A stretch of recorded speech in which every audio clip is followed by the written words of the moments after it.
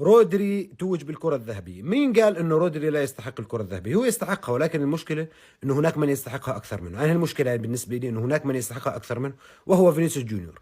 رح تيجي تحكي معي بلغة الارقام وبلغة البطولات وبلغة ايضا بلغة الارقام والبطولات. فينيسيوس جونيور على فكرة ارقامه مش سهلة، بس انا عندي مشكلة بالكرة الذهبية، وهاي بترافقني من ايام ميسي. حتى لما ميسي ما كان يفوز بالكرة الذهبية انا عندي مشكلة.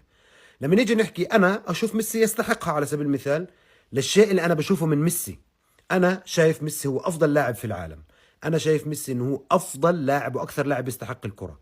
الناس كانت تروح للغة الارقام والانجازات، اقول لهم لا، انا الشيء اللي انا شايفه ميسي. وهذا اللي حصل هذا الموسم. لا اقلل من رودري ولا من الشيء اللي عمله رودري، ولكن في النهاية انا افضل لاعب شفته في هذا الموسم في هذه السنة، افضل لاعب رأته عيني، اكثر لاعب طلعت كل مرة بشوفه بقول انه هو الافضل في العالم، هو فينيسيوس جونيور. انا